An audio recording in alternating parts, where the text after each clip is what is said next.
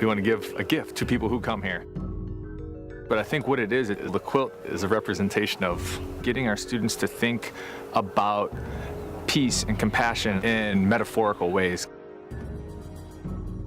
We looked at all the schools on Oahu and wanted to find the school that we felt best embodied the spirit about peace, compassion, and tolerance.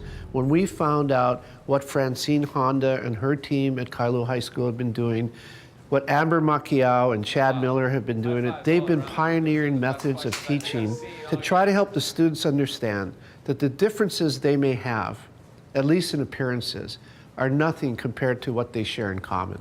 How many of you, show of hands, have ever heard of the Dalai Lama?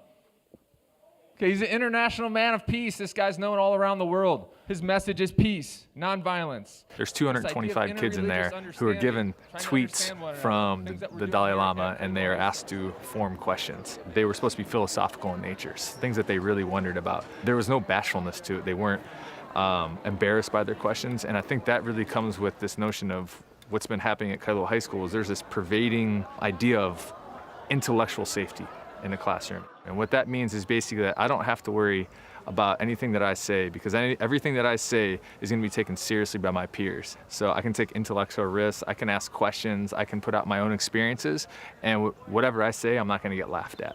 Do you think with, your mind, or do you, act upon your heart? It's like, which is better? Because a lot of impulsive decisions made upon your feelings can get you into, some sticky situations. The whole premise of ethnic studies in Kailua High School is about nonviolence.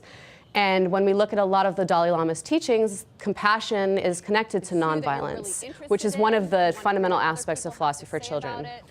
So what you did at the end of class is you started thinking about, well, now that we know all of this, what do you want to talk about with your classmates that relates to violence in our community and what the Dalai Lama has to teach us? So when we use philosophy for children to teach ethnic studies, we are engaging in a lot of dialogue with one another about really complex issues related to race and ethnicity and discrimination and marginalization. But they get to talk about it with their peers and listen to one another and learn from each other versus just having a teacher at the front of the room that's telling them about the histories of these groups. My question is, can I assume that by the Dalai Lama coming to our school, it will change the way we act towards each other? They're doing it in an intellectually safe environment where they feel like they can really share deeper things that are important to one another, and so what it does is it helps to build tolerance between students. And we're being very conscious about it and saying, we want to work on tolerance and prejudice reduction and promoting a culture of peace.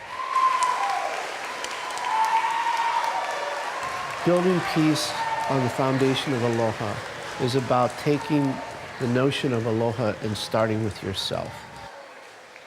Our hope is that his visit to Hawaii will help him see that in the world there are places like Hawaii where people of different races and religious beliefs and cultural traditions get along. And not just get along, actually embrace the diversity of all and really love the fact that we have so many different traditions here. I think it's just going to be an incredible experience. And we're really happy to be able to do this with the Kailua High School team. Aloha, Your Holiness.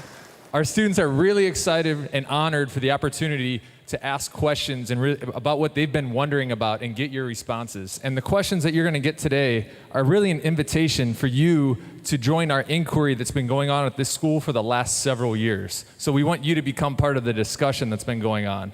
Good morning, Your Holiness. My name is Leilani Lastimosa, and I am in 10th grade. And here's the question that me and my peers would really like to know.